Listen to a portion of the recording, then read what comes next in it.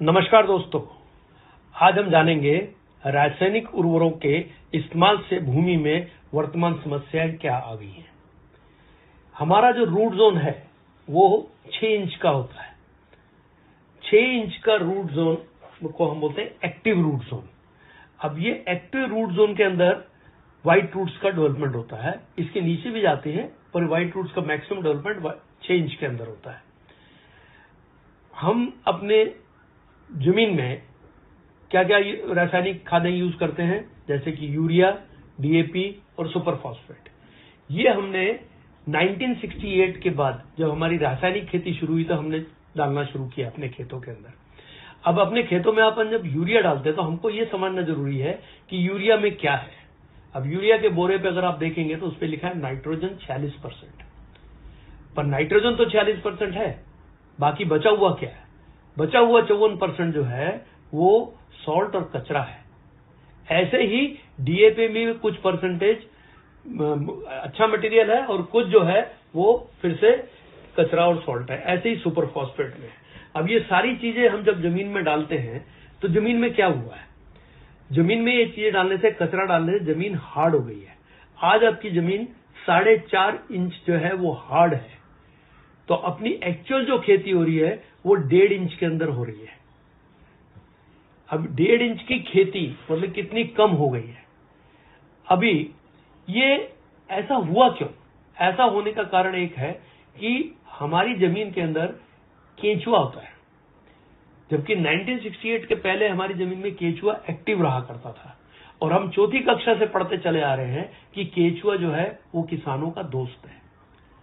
वो अभी क्या हो गया है, जमीन हार्ड होने से वो ऑक्सीजन में काम करता है, ऑक्सीजन वहां पे कम हो गई है, इसलिए वो 3 मीटर खाली नीचे जाके सुप्त अवस्था में रह गया है। अभी केंचुआ क्या करता है, नीचे से मिट्टी खाता है अपने वेट के हिसाब से, और जाते हुए और आते हुए जमीन में 2 छेद करता है, और जब ऊपर आता है तो वो ऊपर एक वॉमिटिंग मतलब उल्टी करता है, जिसको हम बोलते हैं केंचुआ खाद, जो वर्ल्ड की अप्रतिम खाद है। और जब ये 2 छेद करता है जमीन के अंदर 1 स्क्वायर फीट के अंदर, जब ये 2 छेद करता है तो जमीन को ये मुलायम कर देता है।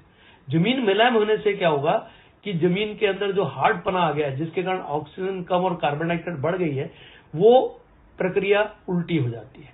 पर अभी क्या हुआ है, जब ऑक्सीजन कम हो गई और कार्बन डाइऑक्साइड बढ़ गई तो जमीन में विषाणु बढ़ गए। अब विषाणुओं के बढ़ने के कारण क्या हुआ, पेस्टिसाइड डालना पड़ा, और जब आप पेस्टिसाइड डाले तो विषाणु तो मरे, साथ साथ में उसके साथ जीवाणु भी मरने शुरू हो गए, क्योंकि जीवाणुओं का मरना मतलब कि जमीन के अंदर बंजरपना होना है। ऐसे जमीन हार्ड होने से, कार्बन डाइऑक्साइड बढ़ने से भी जीवाणु मरे और इसके कारण भी जीवाणु मरे। अभी 1 ग्राम मिट्टी में 20 करोड़ के ऊपर जीवाणु हुआ करते थे 1968 के पहले, और आज ये हालत है कि 1 ग्राम मिट्टी में 1 करोड़ के नीचे चले गए हैं, कहीं कहीं तो 1 लाख के नीचे भी चले गए। और ये जीवाणु जो हैं ये 13 मिनट में मरते हैं, मतलब एक जूनी मरती है, दूसरी जूनी पैदा होती है, और ये भी मिट्टी खाते हैं, और मरने के बाद ये भी क्या बनते हैं, खाद बन जाते हैं। तो 2 प्रक्रिया, एक तो हमारा केंचुआ जो इनएक्टिव हो गया है, और दूसरा हमारे जो जीवाणु का काउंट जमीन में कम होना, मतलब कि जमीन का बंजर होना होता है। इसलिए इसको अगर और ध्यान से देखा जाए तो हमारे जमीन का कंट्रीब्यूशन केवल 3.8% होता है किसी भी पौधे या प्लांट को बढ़ाने के लिए। आप बोलेंगे कि 3.8% होता है तो इतना ज्यादा क्यों बता रहे हैं इसके बारे में? ये ऐसे है जैसे कि हमारे शरीर में एक हार्ट है बहुत छोटा, पर अगर वो कमजोर हो जाए तो मुश्किल हो जाएगी, और अगर वो बंद हो जाए तो राम राम सत्य हो जाएगा। तो ये एक्टिविटी अगर जमीन में नहीं चालू होगी तब तक हमारी जमीन की जो है उर्वर शक्ति कम होती चली जाएगी। पर 96.2% जो है वो कहां से आ रहा है? हवा, पानी और सूरज, जो कि फ्री ऑफ कॉस्ट हमको अवेलेबल है। और आपको ये जान के हैरानी होगी कि एटमॉस्फेयर में नाइट्रोजन जो है वो 78% है, 78%।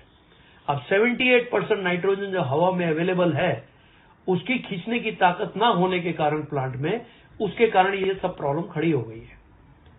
तो हमको ये 3.8% अगर दुरुस्त कर देते हैं तो क्या होगा कि हमारे ऑक्सीजन कंटेंट बढ़ेगा, जीवाणु का काउंट बढ़ेगा। तो जीवाणु का काउंट बढ़ने से क्या होगा, पौधों को खाद ज्यादा मिलेगी। तो रूट्स जो है वो ज्यादा खाना उठा के ऊपर पत्तों को देंगे, पत्ते जिससे बड़े हो जाएंगे, डार्क हरे डार्क हो जाएंगे, और पत्तों पे जो ऊर्जा है, खींचने की ताकत है, वो बढ़ जाएगी। ताकत बढ़ने से क्या होगा, जब पत्तों की ताकत बढ़ जाएगी, खींचेगी, उसके खाना ज्यादा बनेगा, तो फूल ज्यादा आएंगे, तो फूल जाएंगे तो फल ज्यादा आएंगे। अभी हमारा दुर्दैव क्या है? दुर्दैव हमारा यह है कि 78% नाइट्रोजन जो फ्री ऑफ कॉस्ट हमको एटमॉस्फेयर में अवेलेबल पड़ी है, केवल हमको अपने पौधों के पत्तों का साइज बढ़ाना है, पौधे की ऊंचाई बढ़ानी है और हरा डार्क करना है, जिसके कारण वो खींचने की ताकत उनकी बढ़े। हम यूरिया बाजार से खरीद के जिसमें 46% नाइट्रोजन है, और उसके साथ कचरा हम खरीद के अपनी जमीन में डाल रहे हैं। मतलब कि क्या हो रहा है कि हम उलट काम कर रहे हैं। इससे क्या हो रहा है कि हमारी जो शक्ति है, जमीन में जो ताकत है, वो खत्म होती चली जा रही है। ये जो भी हो रहा है वो गलत है। इसलिए अगर हमारे जमीन अंदर व्हाइट रूट्स ज्यादा होंगे और हमारे यहाँ जीवाणु का काउंट ज्यादा होगा, तो खाद बनने की प्रक्रिया भी ज्यादा होगी, और उससे क्या होगा कि वो खाद जो है वहां से जो ट्रांसपोर्ट होगी प्लांट के ऊपर, तो पत्तों का साइज भी बड़ा हो जाएगा, पत्ते डार्क ग्रीन हो जाएंगे, पेड़ के ऊंचाई बढ़ जाएगी। उससे क्या होगा कि वहां से जो 96.2% फोटोसिंथेसिस प्रोसेस जिसको बोलते हैं, प्रकाश संस्करण करना बढ़ जाएगा, जिसके कारण जो है वो ज्यादा खाना जो है हमारे पत्तों पे बनेगा। पत्तों पे ज्यादा खाना बनने से क्या होगा कि फूल ज्यादा आएंगे और फल ज्यादा आएंगे। Thank you.